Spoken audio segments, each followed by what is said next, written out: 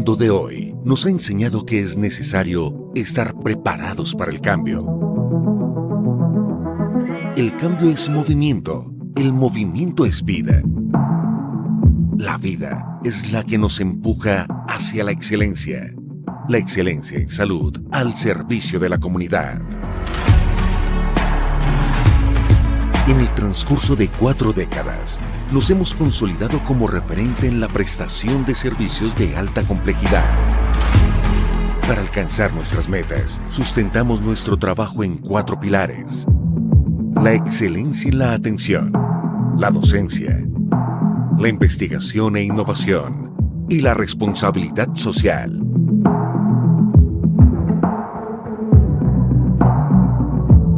Como institución hospitalaria, nuestra vocación primordial es satisfacer las necesidades de nuestros usuarios bajo un modelo de atención humanizado, centrado en el paciente. Para hacer más eficiente nuestro compromiso, apostamos por una estrategia que nos permita atender a cada familia, desde cualquier lugar. Por eso implementamos una ruta que nos conduce por el camino de la investigación y la innovación en el campo de la ciencia médica. No le tememos a los retos que nos plantean día a día en nuestra labor. Somos un hospital universitario, lo cual nos permite asegurar la continuidad de nuestra misión. Creemos en una formación académica humanizada, ética y científica, puesta al servicio de la comunidad. Estamos comprometidos con la responsabilidad social que tenemos con nuestro entorno inmediato. Por eso, desarrollamos diversos programas de atención para la población más vulnerable. Nuestra permanente búsqueda de la excelencia nos ha llevado a romper barreras en campos muy prometedores: la telemedicina y la atención a pacientes internacionales. Los tiempos cambian, el mundo se transforma. Estamos preparados para afrontar los nuevos retos. La innovación y la calidez humana hacen parte de nuestra existencia. Fundación Valle del Lili. Excelencia en salud, al servicio de la comunidad. Bueno, buenas noches, bienvenidos de nuevo a nuestro encuentro académico de radiología. Esta noche vamos a tomar un tema, creo que muy común en nuestra región, y eso es el interés. Emergencias por imagen en enfermedad de células falciformes. Nuestro presentador, nuestro conferencista el día de hoy, nuestro residente de segundo año, Julián Eduardo Grisales. Bienvenidos a toda la audiencia y empezamos la parte académica.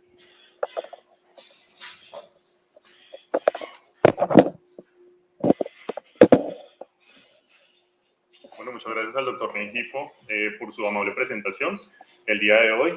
vamos a hablar, como lo dice el doctor, acerca de emergencias por imagen en la enfermedad de células falciformes. Yo soy Julián Grisales, residente de Radiología de Imágenes Diagnósticas de segundo año, y vamos a empezar. Entonces, el objetivo de esta charla va a ser revisar la fisiopatología de esta enfermedad, que origina las manifestaciones clínicas e imagenológicas. Vamos a identificar las entidades más frecuentes en la sala de emergencias y vamos a hacer un aprendizaje basado en casos de estas manifestaciones imagenológicas. Respecto a la epidemiología, tenemos que tener en cuenta que esta es la anemia hemolítica más frecuente a nivel mundial, con aproximadamente 50 millones de personas afectadas, sin predilección de género y que afecta predominantemente a la descendencia afro. Es importante tener en cuenta que en los estudios que se han presentado confiere algo de resistencia a la malaria, por lo cual tiene una prevalencia del 10% en las zonas endémicas y pues debido a esto se ha dado como teoría que probablemente pues sea una manifestación genética como secundaria pues a esta presencia de la malaria. Entonces, para dar un poquito de contexto epidemiológico, entonces quería traer este informe quincenal epidemiológico nacional. Es un poco viejito, del 2018, pero nos muestra un poco el tema del reporte, donde vemos que para las barras rojas sería el año 2016 y la barra gris sería el año 2017, donde vemos que pues cada vez más tenemos un poco más de reportes de estos casos. y es relevante debido a que, como podemos observar en el mapa del lado izquierdo, hay los datos de notificación de la enfermedad de células falciformes tienden a ser más hacia la región del occidente colombiano, y vemos que especialmente para nuestra región, que es el Valle del Cauca, tenemos aproximadamente, solo para 2017, 110 casos, que es mucho mayor pues al total nacional. Dentro de los otros datos pues que hemos encontrado, para nosotros en Cali, del 2016 al 2018, con diagnóstico no completo, es decir, no solo los notificados nuevos, sino para el diagnóstico, para 2018 era 2.443 pacientes, y para el 2019 ya teníamos un diagnóstico de 7.182 pacientes en total en nuestras bases de datos. Entonces, quisiera arrancar a hablar un poco de la fisiopatología con estos esquemas. Entonces, para recordar, esta sería la morfología normal de un eritrocito, que es esa formación bicóncava, donde pues se encuentra la ultraestructura normal del eritrocito, y este sería el eritrocito falciforme, que es como con esa forma de uso o forma de guadaña o sickle, como lo mencionan en inglés, que es digamos que una de las características insignia de esta enfermedad. Entonces, ¿qué es lo que sucede aquí? Entonces, tenemos una enfermedad que es autosómica recesiva, en la cual hay una mutación del gen de la hemoglobina B, y pues para que esta enfermedad se manifieste, pues debe haber una mutación de ambos alelos, es decir, el alelo paterno y el alelo materno, produciendo como tal la enfermedad, pues que sería la drepanocitosis. Pero si tenemos un gen con un alelo normal y un alelo mutado, pues entonces tenemos un paciente que es portador.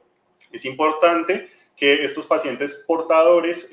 a pesar de que no presentan las manifestaciones típicas del paciente con los dos alelos mutados, está descrito dentro de la literatura que pueden llegar a tener un incremento en la viscosidad sanguínea, que puede llegar a que cuando hayan condiciones clínicas que limiten la carga de oxígeno en el cuerpo, como por ejemplo el cambio de altura o algo así, pueden llegar a presentar algunos síntomas como del paciente con el alelo completo. Entonces, en este esquema podemos observar las moléculas de la hemoglobina, las cuales a su lado izquierdo pues pueden observar el grupo hemo, que pues se encuentra en el centro de estas moléculas de la globina, y en la porción superior podemos observar la alfa-globina en su plegamiento tridimensional normal, y en el inferior podemos observar la beta-globina en su plegamiento normal. ¿Qué pasa con esto? Entonces, cuando hay una mutación de esta beta-globina, pues hay un plegamiento anormal de esa subunidad beta, que es el que nos va a producir las manifestaciones. ¿Dónde está la alteración de este? Entonces, en la cadena polipeptídica, en el puesto número 6, tenemos que hay un intercambio del aminoácido valina por la glutamina. Esta valina es un aminoácido que es hidrofóbico, y la glutamina, debido a su grupo amino adicional, es un aminoácido que es hidrofílico, por lo cual esa molécula de hemoglobina falciforme pues va a tener este único cambio, pero que es clave para entenderlo, debido a que a ese segmento mutado ocurren pues las manifestaciones. Entonces, cuando tenemos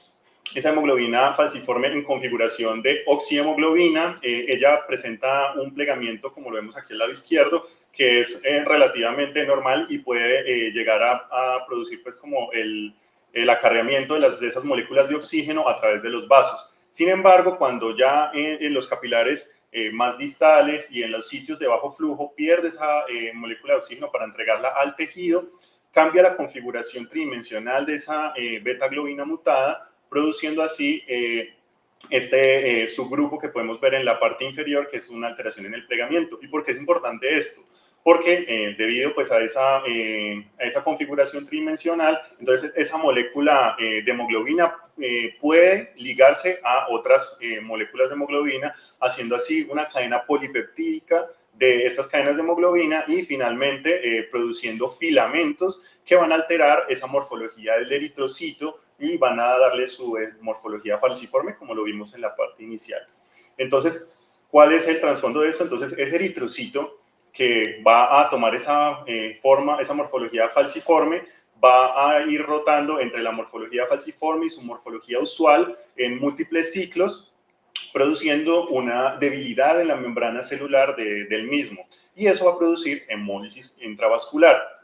afectando la vida media de los eritrocitos, que debe ser superior a 100 días. En este caso, pues los eritrocitos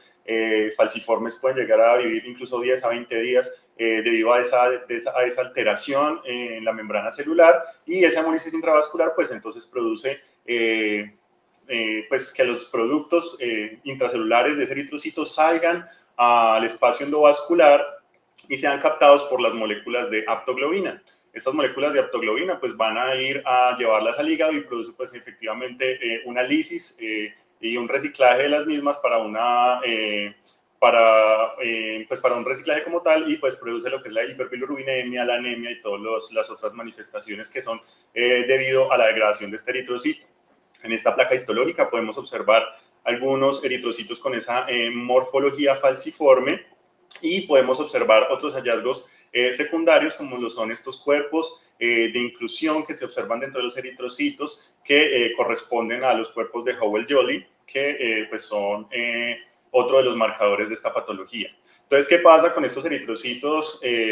falciformes? Entonces, aquí tenemos un esquema de un vaso sanguíneo donde pues fluyen normalmente esos eritrocitos con la morfología normal. Sin embargo, cuando hay eritrocitos con esa morfología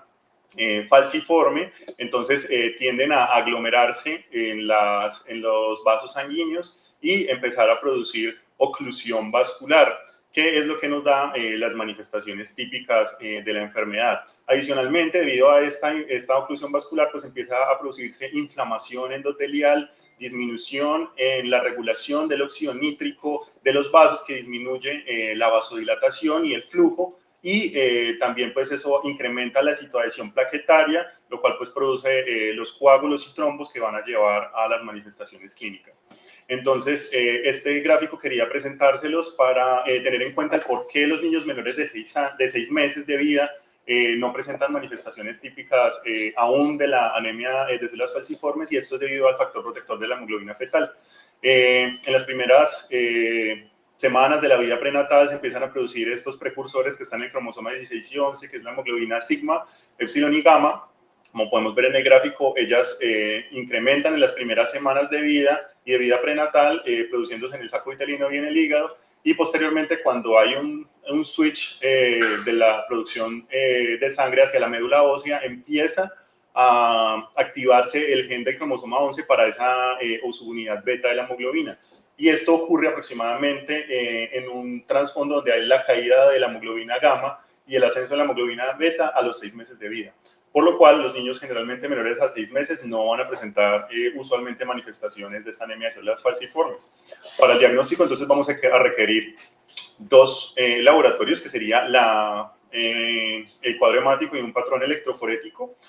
Aquí podemos ver un ejemplo de una electroforesis de proteínas, donde vemos que hay un incremento del pico de la hemoglobina S, que sería este segundo pico que observamos aquí. A la izquierda podemos ver la hemoglobina A, y es mayor al 70%. En este caso, para los pacientes con anemia de células falciformes, debe tener hemoglobina S o C mayor al 40%, pues un hemograma que efectivamente tenga anemia. Debido pues a esa oclusión vascular, entonces las manifestaciones son muy variadas, porque pues cualquier hecho vascular puede ser afectado, desde manifestaciones cerebrales como el ACV, el moyamoya, la hemorragia cerebral, óseas como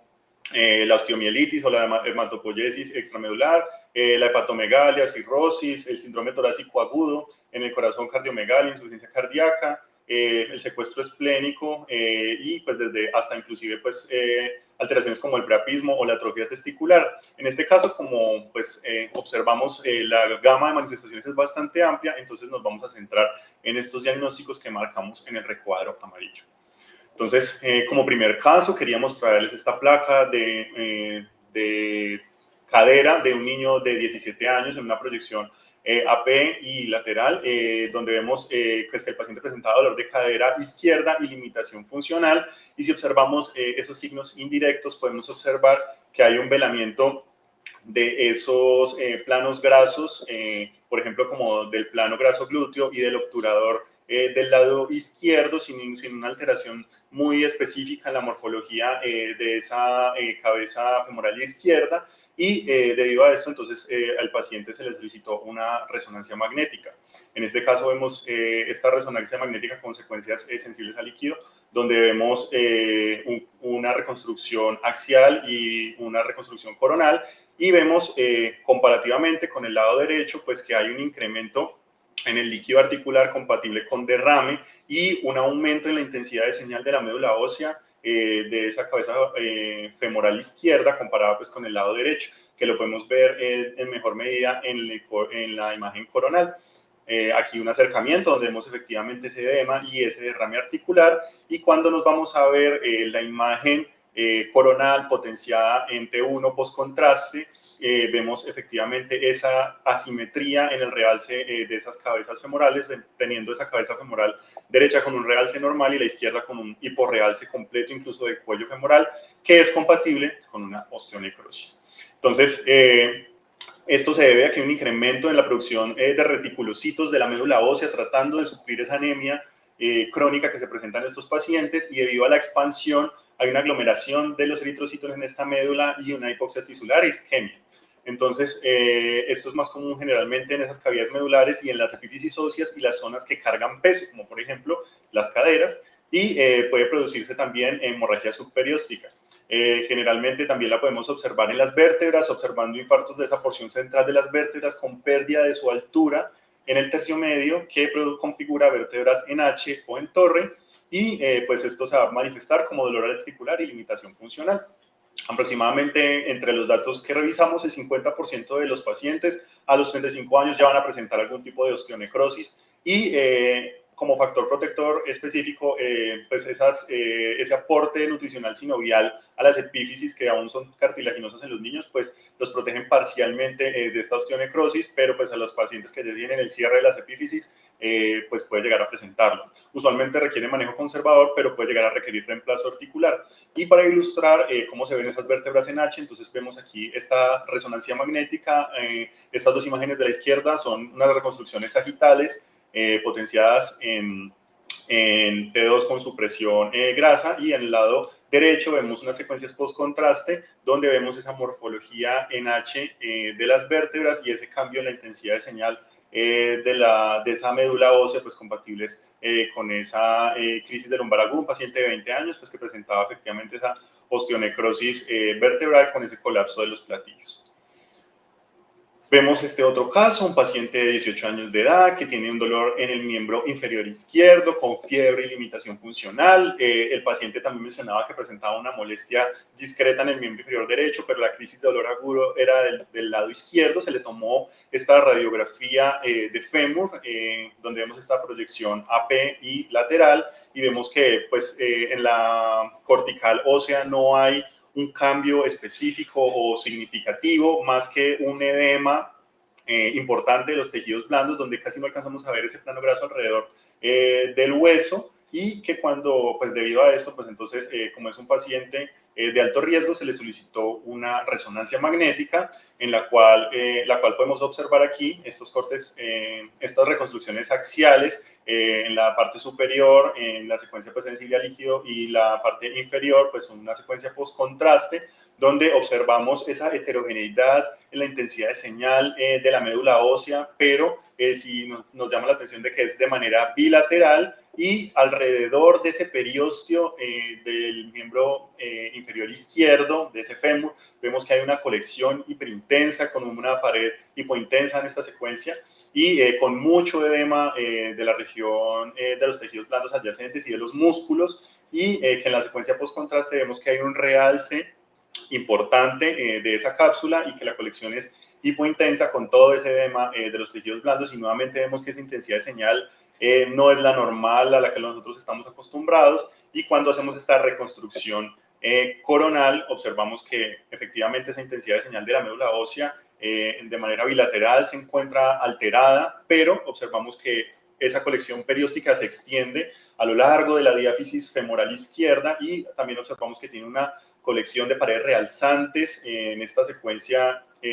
con medio de contraste que se correspondía en este caso a una osteomielitis. Observemos de manera importante ese compromiso de ese tejido blando a su alrededor y el edema, que pues, es como marcador en este caso. Entonces, en la osteomielitis pues, hay que tener en cuenta que como estos pacientes tienden a hacer autoesplenectomía debido a el compromiso del lecho esplénico, entonces tiene una predilección al compromiso por gérmenes encapsulados y puede esta osteonecrosis, como la vimos en el primer caso o en el caso anterior, que en el lado derecho también tenía,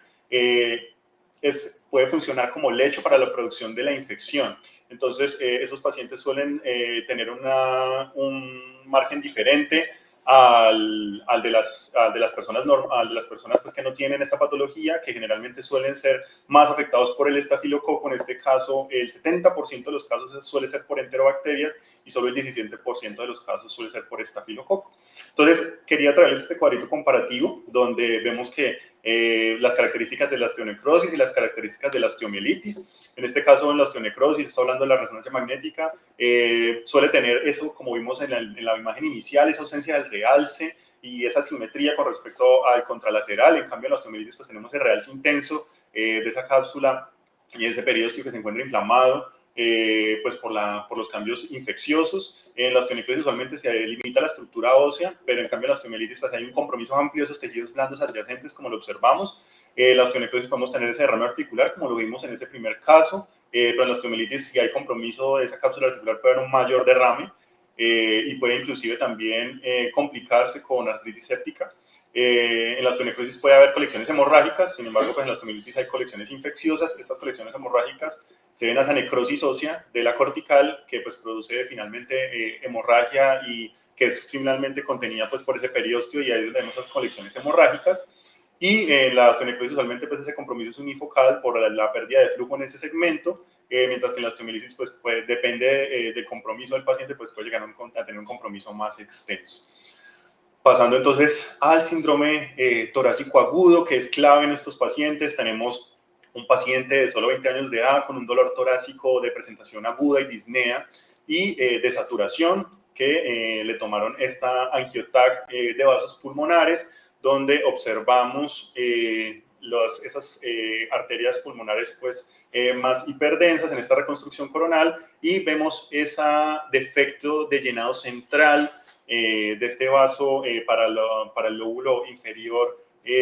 derecho y que lo podemos observar ya en esta reconstrucción axial como efectivamente ese defecto de llenado central, y vemos que al lado izquierdo también presentaba esos defectos de llenado, lo podemos observar aquí en esta arteria para el lóbulo inferior